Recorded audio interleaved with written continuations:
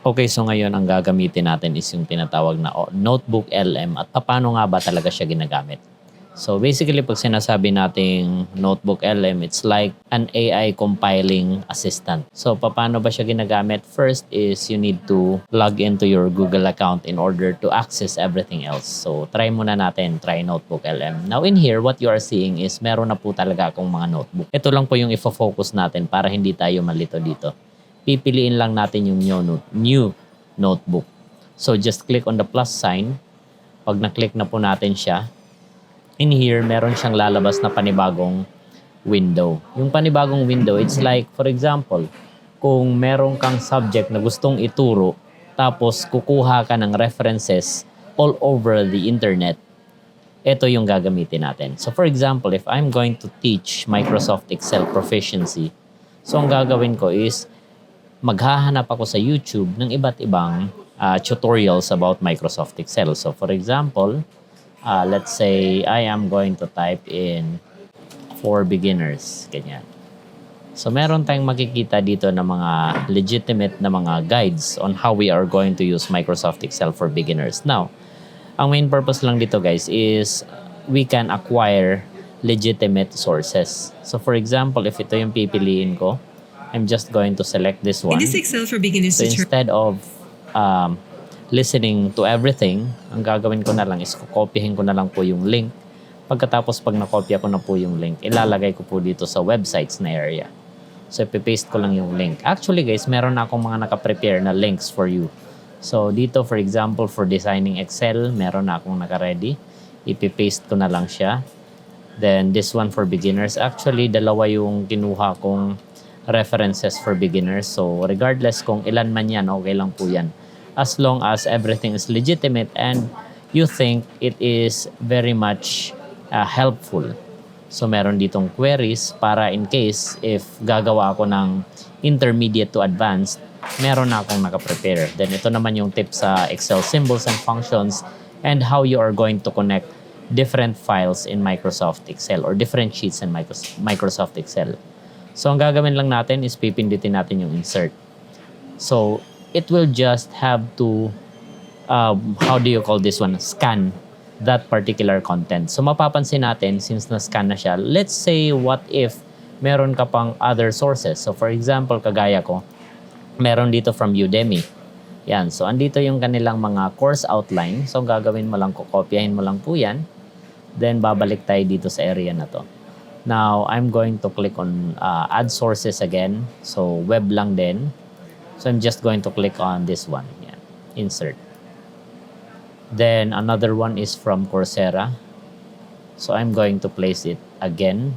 Add sources, websites. There you go.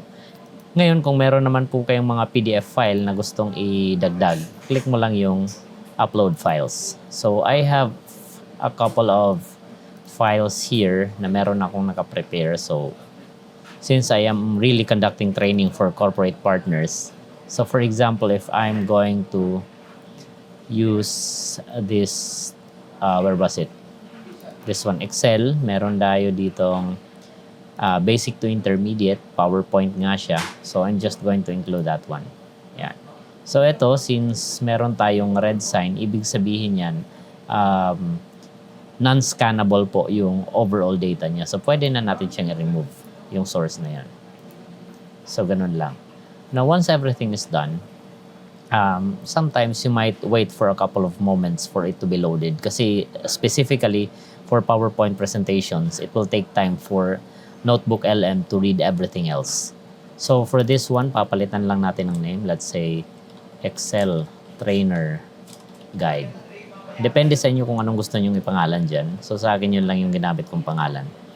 Now, from here, on this area, meron tayong tinatawag na mind map. So, pag sinasabi nating mind map, ito yung parang step-by-step guide natin kung paano natin ituturo and at the same time, para magkaroon ng idea yung ating learners kung saan sila papatungo o patutungo. Okay? So, I'm just going to select this arrow right here.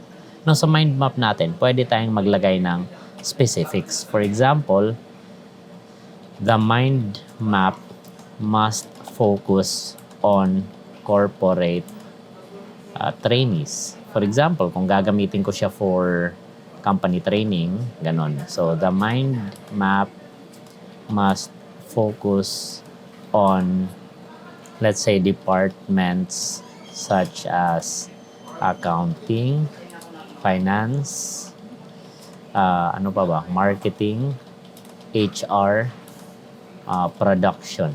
Okay, so sample lang naman po yan. So let's say okay na siya, pipindutin nyo na lang po yung generate. Now, kung gagawa pa kayo or gagawa pa kayo ng ibang klaseng mind map, that will focus on students as well. Pwede nyo naman pong gawin ulit. So click nyo lang to. So ita-type nyo lang the mind map must focus on college students. Ganyan. Then, courses, ilagay natin dito IT, ano pa ba, electronics, kasi ito yung mga tinuturuan ko, electronics. What else? Let's say fashion. Then, we have food technology. Yan. So, pipindutin nyo lang yung generate and it will generate a particular mind map for it. Now, ito yung previously created natin na mind map. Isi-select po natin siya. Now, what you are seeing is this one. So, i-expand lang muna natin.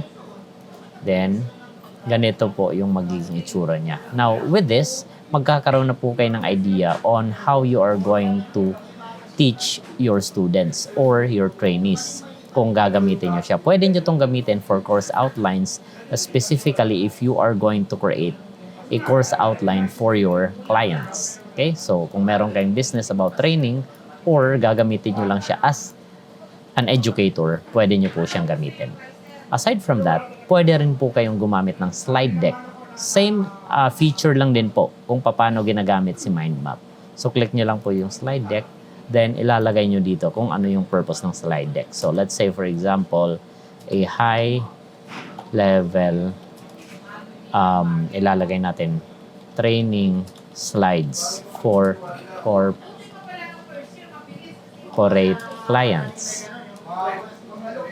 Focus on productivity and usability.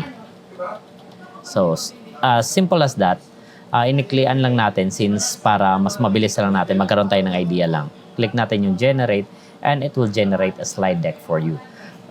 Normally, pag sinasabi natin slide deck, it will take some time for it to be finished. So, para hindi na po maubos yung oras natin kakantay, I'm just going to show you some of my work. So, meron ako ditong nakaprepare na, let's say, leadership training. Yan, since nagkakandak kami ng leadership training, so mapapansin ninyo. So, I have a couple of slide deck here. So, let's say I'm going to select this one, the corporate leadership training. So, as you can see, it generated a specific presentation file for you. Now, kung gusto mo naman baguhin yan, pwede naman po kayong mag-edit nito. So, pwede kayong mag-good content or bad content. Or if you want to revise it, just click on revise. Then, ito-type mo lang dito kung ano yung gusto mong revision. Let's say, for example, add an image that suits with the title.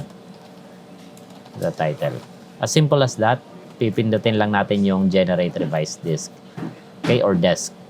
So, that's it. Ganun lang po yung paggamit natin ng NoteBookLM. So, this is very good specifically for those individuals who wish to have more productivity on their work. And by the way guys, marami pa po tayong gagawin na ganito. So, follow and subscribe for more.